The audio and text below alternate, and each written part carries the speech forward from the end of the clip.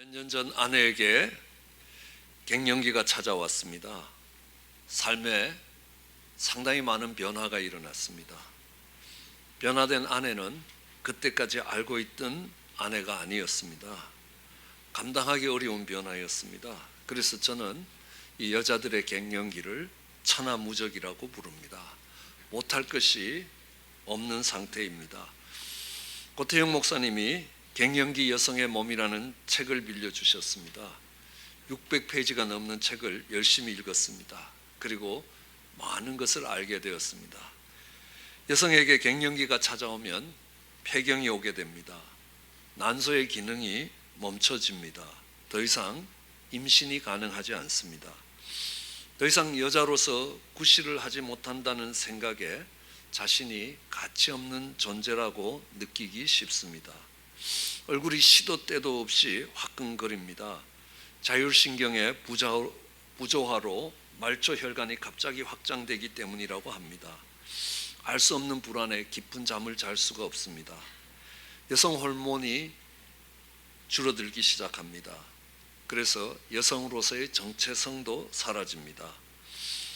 여성으로 존재감을 잃어버리게 되므로 아내는 점점 형님이 되어갑니다. 무기력함을 느끼게 됩니다. 아무것도 할 수 없다는 생각에 우울증이 찾아옵니다. 뼈에 구멍이 생기는 골다공증이 심화됩니다. 여성에게만 갱년기가 있는 것이 아닙니다. 남자에게도 있고요. 또 영적인 삶에도 있습니다.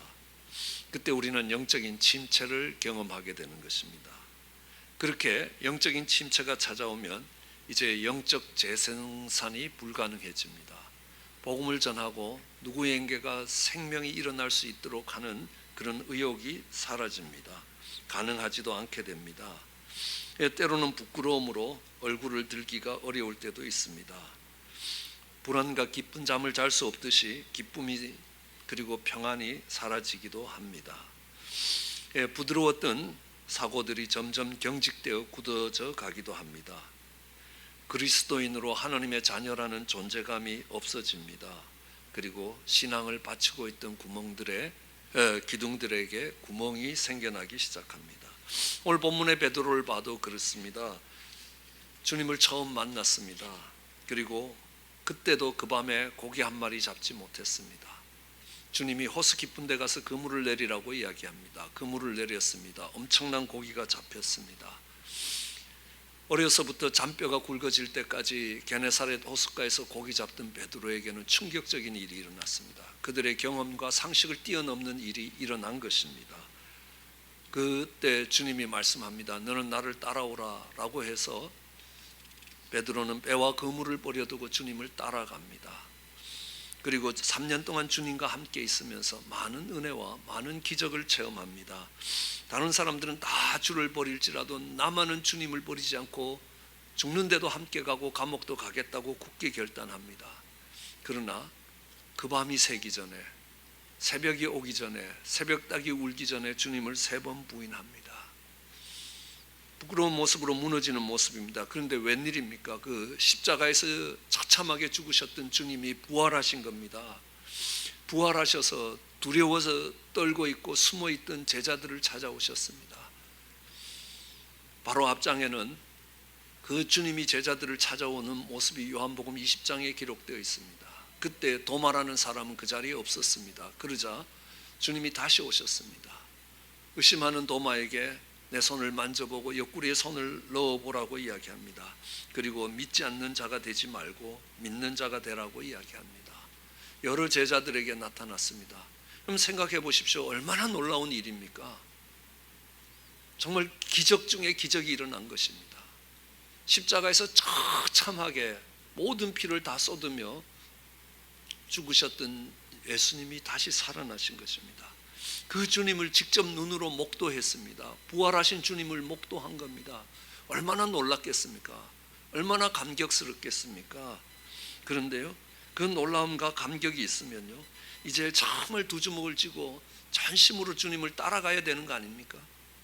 그런데 부활하신 주님을 만나보고 오히려 베드로는 낙심되고 좌절되고 영적인 침체를 만나서 주님을 따라가는 영적인 사역을 포기하고 옛날에 고기 잡던 그 고기잡이로 돌아가는 것입니다.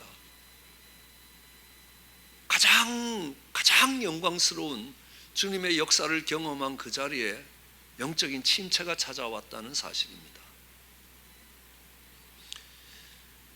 저는 이 베드로와 똑같은 사람을 성경에서 찾아볼 수 있었습니다. 엘리야라는 사람입니다. 그는 이스라엘 역사 속에 가장 악했던 아합 왕과 이세벨 왕비 시절에 하나님의 선지자로 일했던 하나님의 종이었습니다. 아합의 잘못된 길을 하나님의 말씀으로 꾸짖었습니다. 그러자 아합이 열받았습니다. 그래서 저 엘리야를 죽여버려야 되겠다고 온 군대를 동원해서 이스라엘을 샅샅이 뒤지면서 엘리야를 죽이기 위해서 50명씩 100명씩 군대를 동원했습니다. 그때도 엘리야는 담대하게 모든 것을 다니면서 정말 하나님의 보호하심과 하나님의 인도하심을 경험합니다. 때로는 그리 시냇가에서 숨어 있을 때는 까마귀가 먹을 것을 갖다 주기도 합니다. 그럼 이 까마귀라는 새는요, 배 터질 때까지 먹지 절대로 먹이를 놓는 새가 아닌데 그 까마귀가 먹을 걸 갖다 준다. 이건 놀라운 일이라는 것입니다. 그렇게 하나님의 보호하심과 인도하심을 받으면서 드디어 결전의 날이 왔습니다. 갈멜산에서 바알과 아세라 선지자 850명과 함께 대결을 합니다. 어떤 신이 참된 신인가? 그래서 그 제단에 불이 내리기를 기도했습니다. 바알과 아세라 선지자들이 그 제단을 쌓아놓고 몸에 자해를 가하면서 그의 신들을 불러도 아무런 일이 일어나지 않았습니다. 엘리야의 제단에 정말 물을 붓고 물이 흘러갈 도랑이 될 정도로 물을 붓고도 정말 그 제단 위에 불이 내리는 걸 보게 되는 것입니다. 그저 많은 이스라엘 백성들이 엘리야의 하느님, 엘리야의 하느님, 살아계신 하느님 하면서 이스라엘의 백성들이 하느님께로 돌아오기 시작합니다. 엘리야의 생애의 최고의 날입니다. 지금까지 살아온 생애에 있어서 그렇게 영광스러운 날이 없었습니다. 그런데 참 이상한 일은요, 24시간이 가기 전에, 단 하루가 가기 전에, 마치 다시 새벽이 와서 다굴기 전에 3번 부인하는 베드로처럼 이 엘리야는 광야로 가서 로뎀나무 밑에 누워서 하나님, 내가 죽는 게 낫겠습니다. 차라리 날 죽이십시오. 살고 싶지 않습니다. 하나님, 이스라엘에 나만 남아 있습니다. 왜 나만 남았겠습니까? 그 갈멜산의 역사를 보고 수많은 이스라엘 백성들이 하나님께로 돌아오고 있었습니다. 그리고 바알에 무릎 꿇지 않는 7천이 있었습니다. 그런데 나만 홀로 떨어져 나온 것 같은 외로움이 있는 겁니다. 이해가 되지 않습니다. 그의 생애의 최고의 날에 왜 이런 일이 일어났느냐? 그가 로뎀나무 밑으로 도망간 결정적인 이유는 아주 사악한 왕비 이세벨이 네가 죽인 바알과 아세라 선지 중에 하나처럼 내가 널 만들겠다라고 했기 때문입니다. 설사 엘리야가 잡힌다 하더라도 그렇게 할 수가 없습니다. 왜냐하면 모든 이스라엘 백성들이 하나님께로 돌아오고 있었고, 아합 왕조차도 그 엘리야의 살아있는 역사를 보면서, 엘리야를 통해서 일어나는 그 역사를 보면서 부들부들 떨고 있는 겁니다. 3년 반 동안 막혔던 하늘이 그가 기도하자 하늘 문이 열리고 비가 내리는 걸 보게 되는 겁니다. 그런데도 엘리야에게는 영적 침체가 따라왔습니다. 왜 그랬느냐? 기대가 무너졌기 때문입니다. 정말 이스라엘의 부흥이 오면 저 사악한 이세벨마저도 정말 하나님 앞에 무릎 꿇을 줄 알았는데 더 표독해졌거든요. 어느 미국 목사님이 섬기시던 교회에 사임을 하셨습니다. 그래서 왜 사임하셨냐 물어보니까 장로님 한 사람이 자기를 너무 괴롭힌다는 겁니다. 옆에 계시던 분이, 그러면 다른 분들은 어떠신데요? 다른 분들은 다 은혜 가운데 신앙생활을 너무 잘하신다는 겁니다. 아니, 세상에 그런 교회가 어디 있냐고. 1000명이 넘는 교인 중에 속 썩이는 사람이 단 1명밖에 없다. 아마 지구상에서 가장 좋은 교회가 될 겁니다. 그래도 그 목사님은 사임하셨습니다. 왜냐고요? 정말 그렇게 기도하고 그렇게 말씀을 전하면 그 장로님이 바뀔 줄 알았는데 그 장로님이 안 바뀐 겁니다. 기대가 무너진 것입니다. 하나님이 살아 역사하고 계시는 역사의 현장에 있지만 그럼에도 불구하고 내가 기대하는 일은 안 일어나는 겁니다. 그럴 때 영적 침체가 일어나는 겁니다. 베드로도 그랬습니다. 주님을 따라왔습니다. 베드로는 어떤 기대를 가지고 주님을 따라왔느냐 하면요, 식민지 생활을 하고 있었습니다. 우리가 일본 제국주의 식민지처럼 그들이 로마 제국의 식민지 통치를 받고 있었습니다. 너무너무 선택된 하나님의 백성된 그들의 자존심이 상하는 일이었습니다. 너무너무 굴욕적인 일이었습니다. 그래서 정말 다윗의 후손이 일어나서 이 이스라엘을 옛날 다윗의 왕국처럼 영광스러운 나라로, 힘있는 나라로, 강대국으로 온 땅을 호령하는 나라가 되기를 기대하고 있었습니다. 그런데 예수님이 오셔서 오병이어의 기적, 야 이제는 군수품 걱정 안 해도 된다. 전쟁을 하든 먹고 사는 문제 떡 5개만 있으면 5,000명 먹인다는 겁니다. 죽은 자도 살리십니다. 놀라운 역사를 일으키시는 주님을 보면서 이제는 때가 왔다는 겁니다. 이제 주님이 이 이스라엘을 회복하실 것이다. 다윗의 왕국처럼 회복하실 것이다. 그런데요, 회복은커녕 로마 제국에 잡혀서 비참하게 십자가에 죽으시는 겁니다. 너무너무 실망이 되는 겁니다. 그런데요, 그 주님이 다시 살아나셨습니다. 아, 바로 이거였구나. 이제 때가 왔구나. 이제 죽음까지도 극복한 주님이 이제는 다시는 안 죽을 거 아니야. 주님을 또 죽여봐라. 또 살아날 거니까 이제 주님의 때가 와서 이제 이 이스라엘 나라의 영광이 회복될 거라고 생각을 했는데 주님이 부활하시긴 하셨는데 아무 일이 안 일어나는 겁니다. 주님이 살아나시는 일들은 놀라운 기적 같은 역사이지만요, 그것이 자신이 기대하던 일이 일어나지 않는 겁니다. 하나님의 살아 역사하심이 도처에 일어나고 있어도요, 내가 기대하던 일들이 해결되지 않으면 영적인 침체가 온다는 사실입니다. 그때 주님은 말씀하십니다. 이사야서 55장 8절에 보면요, 여호와의 말씀에 내 생각은 너희 생각하고 다르고 내 길은 너희 길과 다르다. 하늘이 땅보다 높음 같이 내 길은 너희 길보다 높으며 내 생각은 너희 생각보다 높다. 내가 보기에는 내 기대가 무너지고 내가 원했던 이 일들이 이루어지지 않는 것처럼 보이지만 하나님은 다른 생각을 갖고 계시고 다른 길을 갖고 계신다. 그리고 다니엘서의 제일 마지막 장 마지막 절은 우리에게 이렇게 합니다. 너는 가서 마지막을 기다리라. 아직 모든 것이 끝나지 않은 것, 모든 것이 끝난 게 아니라는 겁니다. 마지막을 기다려라. 마지막에 하나님이 어떻게 하시는지 기대를 갖고 기다려 보라는 것입니다. 그럼 한번 요셉을 생각해 보십시오. 정말 정직하게 살아가는데 형들의 미움을 받아서 종으로 팔려갔습니다. 얼마나 힘들고 억울한 일이겠습니까? 그의 기대가 무너진 일입니다. 그래도 바르게 살아보려고 발버둥 쳤습니다. 그의 주인집 마님의 유혹을 거절했습니다. 내가 어떻게 이렇게 악을 행하여 하나님 앞에 죄를 얻겠느냐? 나는 하나님의 백성으로 하나님의 자녀로 그렇게 살 수 없다. 그렇게 경건하게 하나님의 눈길을 의식하면서 살면 하나님이 상 주셔야 되는 거 아닙니까? 그런데 웬일입니까? 감옥에 가는 거 아닙니까? 요셉을 기다리는 게 깜빵입니다. 그럼 거기서 할렐루야 이게 가능하겠습니까?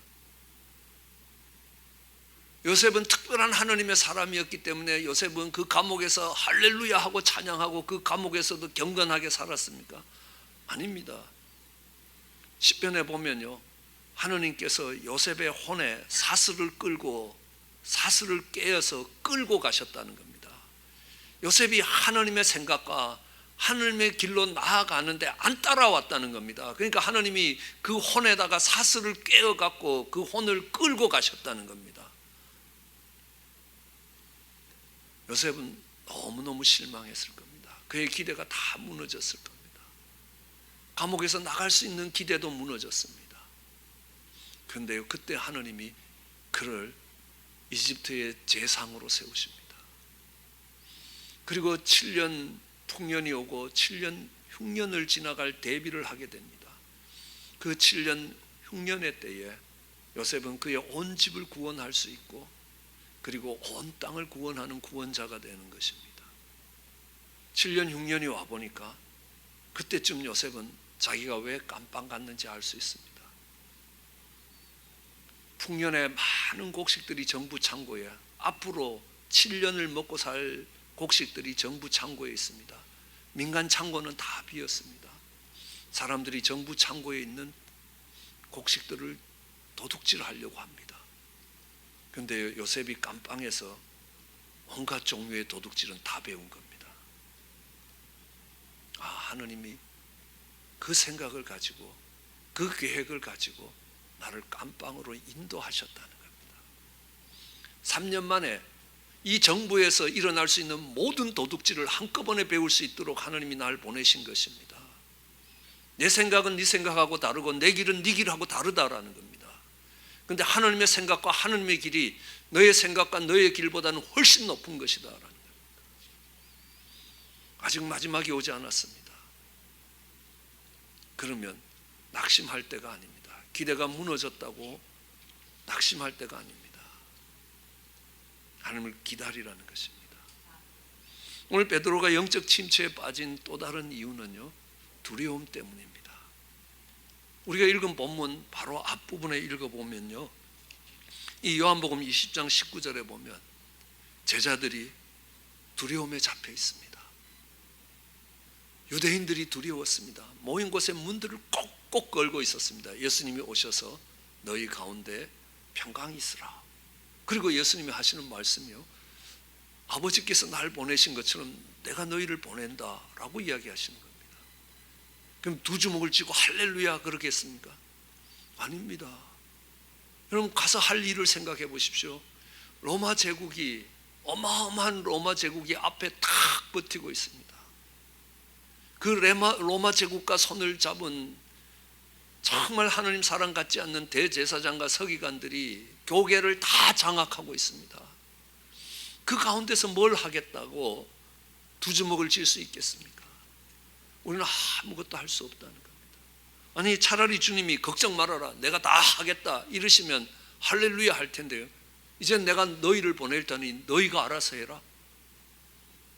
얼마나 걱정되고 염려되고 두려움에 잡히겠습니까? 여러분 그 두려움이 있으면요, 우리는 영적인 침체가 찾아온다는 걸 알 수 있습니다. 여러분 베드로는 풍랑이 있는 밤바다를 걸은 적이 있습니다. 생각해 보십시오. 예수님이 무리를 걸어오는 예수님을 보고 놀랐는데, 유령인 줄 알고 놀랐는데 예수님이라고 이야기합니다. 예수님이면 나보고 오라 하십시오 그랬더니만 예수님이 오라라고 이야기합니다. 그 밤바다에 베드로가 뛰어내렸습니다. 그런데요, 물에 안 빠집니다. 한 걸음을 옮겨보니까요, 물에 안 빠지는 겁니다. 무리를 걷는 겁니다. 세상에 이런 일이 일어난 적이 있습니까? 그 전에도 그 이후에도 한 번도 없는 일이 일어난 겁니다. 그럼 한 걸음을 옮길 때마다 하느님의 놀라운 역사가, 기적 같은 역사가 그 걸음을 지키고 있지 않으면 무리를 걸을 수 없다는 겁니다. 여러분 베드로가 무리를 걸으면서요, 얼마나 황홀했겠습니까? 하나님의 대단하신 역사가 걸음걸음을 지키고 있습니다. 그런데 웬일입니까? 바람이 불어오는 겁니다. 풍랑이 불어오는 겁니다. 아주 미친 듯한 바람이 부는데요, 그 파도가 일어나는데 저게 날 치고 나면 나는 물속에 잠겼다가 올라오는 동안에 죽겠다는 겁니다. 그 바람을 보는 순간에 두려움이 찾아왔습니다. 그러자 그 믿음의 역사가 끝나더라는 겁니다. 물에 빠져버리더라는 겁니다. 영적인 침체를 경험하게 되는 겁니다. 언제입니까? 정말 지구상에서, 아니 많고 많은 인구 중에서, 사람들 중에서 초자연적인 역사를 지금 경험하고 무리를 걸어가고 있는 중이 아니었습니까? 부활하신 베드로를, 부활하신 주님을 목도하고 있던 베드로 아닙니까? 갈멜산의 대결로 이스라엘의 온 부흥이 일어난 생애 최고의 날을 지나가지 않느냐는 겁니다. 근데 이세벨 말 한마디에 두려움이 온 겁니다. 그 풍랑을 바라보면서요. 아니 무리를 걷게 하시는 하나님이 저 풍랑을 잠잠케 못하시겠냐는 겁니다. 그런데 그 풍랑이 그를 붙들어 버리니까 믿음의 역사가 거기서 그치면서 침체되기 시작하는 겁니다. 물에 빠져가는 것입니다. 그럼 베드로가 이 두려움에 잡혀서 영적인 침체를 경험할 때 우리 주님이 뭘 하셨냐 하면요, 물 밖에 나와 보니까 주님이 조반을 만들고 계시는 겁니다. 조반을 차리는 겁니다. 그죠? 여러분, 로뎀나무 아래에 있는 엘리야를 위하여 주님이 하시는 일이 뭡니까?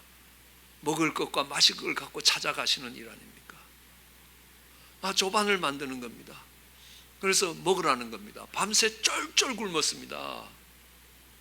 물고기 한 마리 잡지 못해서 밤새도록 쫄쫄 굶고 그물을 던졌는데 한 마리도 못 잡았는데, 한 마리라도 잡으면 회쳐 먹을 텐데 그게 안 되지 않습니까?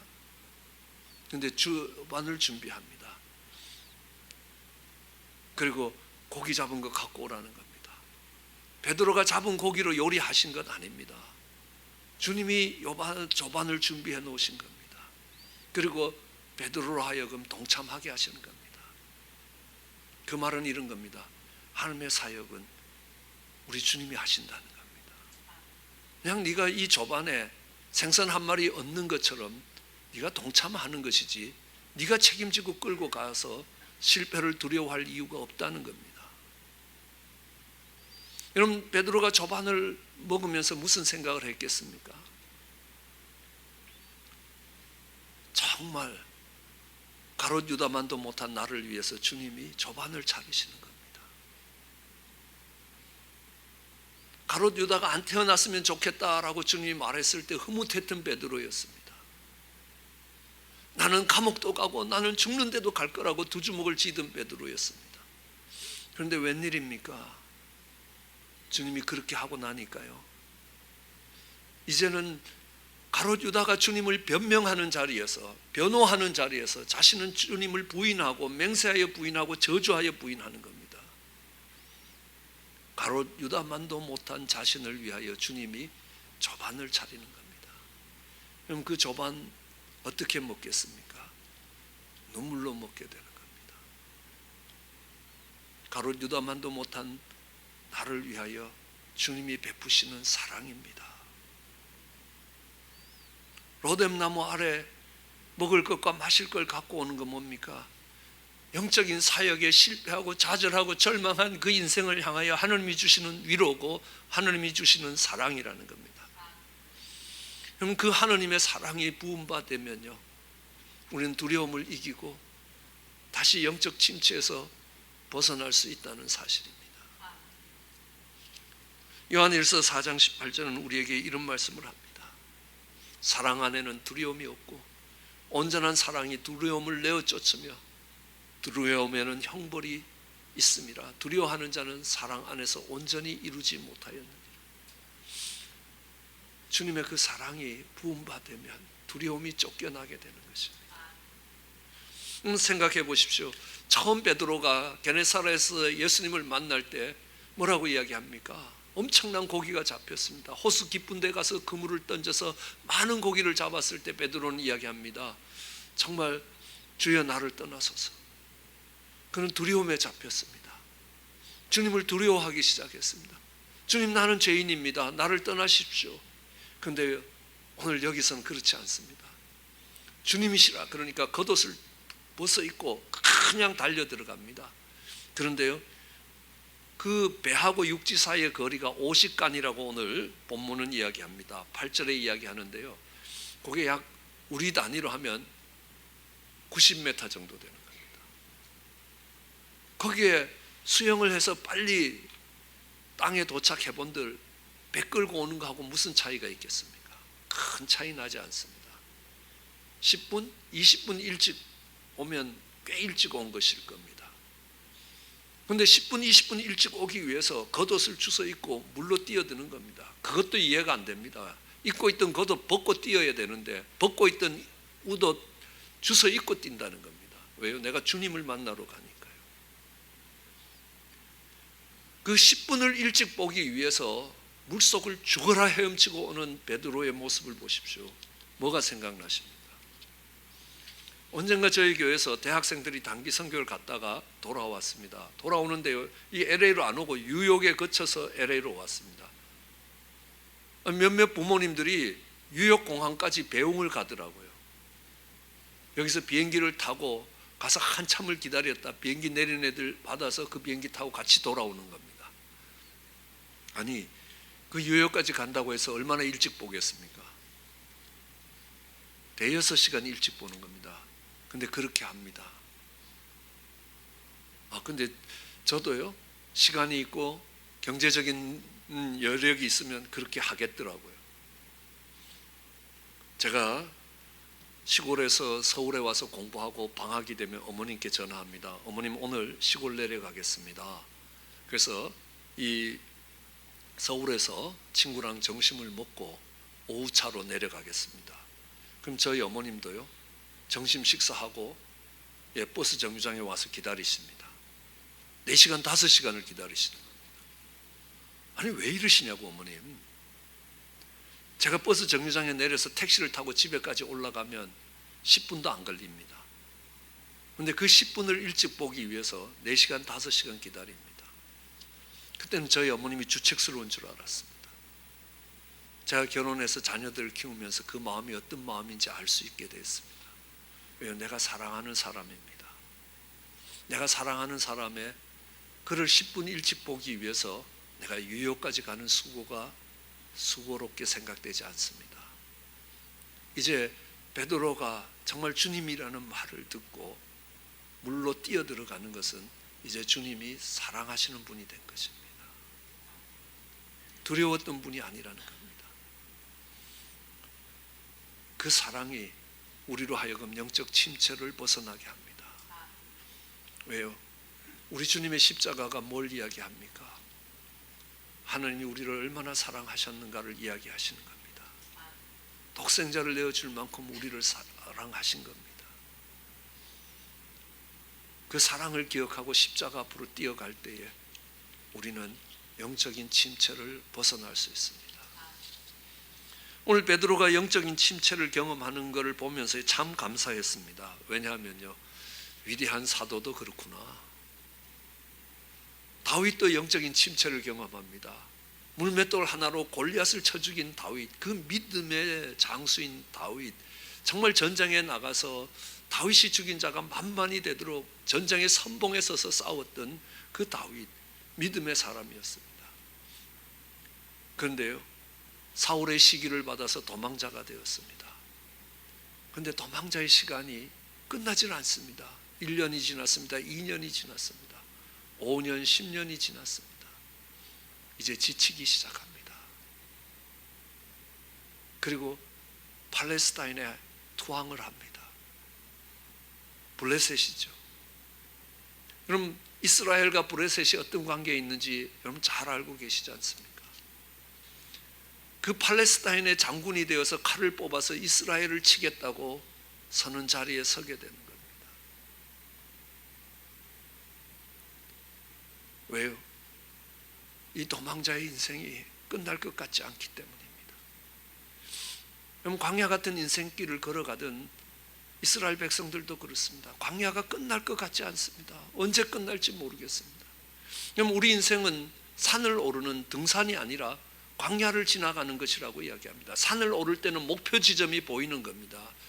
그래서 저기까지 가면 목표가 되는구나 라고 보이는데, 우리 인생길에서, 광야를 지나가는 인생길에서는요, 목표가 보이질 않습니다. 이 광야가 어디서 끝나는지 알 수가 없습니다. 내가 이 광야를 통과할 수 있을지, 이 광야에서 그냥 내 인생이 끝나게 될지도 모르는 그런 광야입니다. 지치기가 쉽다는 겁니다. 아브라함도요, 아들 주시겠다는 말에 아멘하고 본토 친척 아비 집을 떠나왔습니다. 1년, 2년, 10년, 20년, 30년이 가는 동안 지치는 겁니다. 포기가 되는 겁니다. 영적인 침체가 찾아오는 것입니다. 다윗에게도 베드로에게도 누구에게든지 그 침체가 찾아오는 것입니다. 그때 주님이 이야기하십니다. 뒤를 돌아봐라. 내가 어떻게 너희를 인도했느냐? 내가 홍해를 가르고 너희를 인도하지 않았느냐? 너희가 농사 지을 수 없는 이 광야에서, 물이 없는 이 광야에서 내가 너희를 어떻게 먹이고 입히고 길렀는지 생각해 보라. 그런 하나님께서 남은 내 인생을 이끌고 가시지 않겠느냐라는 말씀을 하고 계시는 것입니다. 지금까지 이끌어 오신 하나님이시라는, 베드로에게 이야기하십니다. 옛날을 생각해 보라고요. 밤새도록 고기를 잡았는데 한 마리도 못 잡았습니다. 그때 주님이 와서 호수 깊은데 그물 내리라 그래서 고기 잡았습니다. 그 주님을 만난 감격을 가지고 정말 배와 그물을 버리고 주님을 따라오지 않았느냐. 오늘 밤새 고기 잡았는데 한 마리도 못 잡았습니다. 그때는 고기가요, 나 있는 데 없고 저 호수 깊은 데 있었습니다. 근데 이제는요, 배 오른편에는 드글드글한데 배 왼편에는 한 마리도 없는 겁니다. 배를 가로질러서 그 고기가 한 마리도 못 건너가게 하나님이 막고 계신 겁니다. 왜요? 내가 처음 주님을 만났을 때 그날을 기억하라고 하시는 겁니다. 그날도 주의 말씀을 따라 그물을 내렸을 때에 고기가 잡혔다는 겁니다. 하나님 베드로에게 많은 고기를 허락하시기 위해서 그 일을 하신 것 아닙니다. 우리가 받았던 그 첫사랑의 감격을 회복하도록 하시기 위해서입니다. 네가 뒤를 돌아봐라. 그리고 걸어온 길을 돌아봐라. 네가 미국에 빈손 들고 올 때를 생각해봐라. 이 이민생활에서 하나님이 어떻게 너희를 기르고 보호하고 여기까지 인도하셨는가. 그 하나님이 남은 인생을 이끌어 가실 것이라는 것입니다. 말씀을 정리하겠습니다. 기대가 무너지셨습니까? 하나님이 다른 계획을 갖고 계시는 겁니다. 우리의 생각과 우리의 길보다 더 높은 생각과 더 높은 길을 갖고 계시는 것입니다. 그 주님을 바라보십시오. 때로는 우리의 힘으로 감당할 수 없기에 두려움에 잡히십니까? 십자가에서 그 독생자를 내어주신 하나님의 사랑이 우리 마음에 부으면 그 두려움이 몰려갑니다. 하나님이 주가 되셔서 하나님이 싸우실 것이라는 겁니다. 그 전쟁은 네한테 있는 것이 아니라 내게 있는 것이라는 겁니다. 그 하나님의 사랑이 우리 마음에 부음받을 때 두려움이 몰려갈 것입니다. 낙심되고 좌절되고 포기하고 싶을 때 지금까지 인도하신 주님을 다시 돌아보시며 생각해 보십시오. 그 첫사랑을 다시 기억하십시오. 이스라엘 백성들이 홍해를 가르고 나온 그 유월절을 생각할 때마다 그들은 다시 한번 감사와 감격을 가지고 영적 침체를 벗어나 전진해 갈 수 있었을 것입니다. 그런 은혜가 우리 모두에게 있기를 주의 이름으로 축원합니다. 기도하시겠습니다.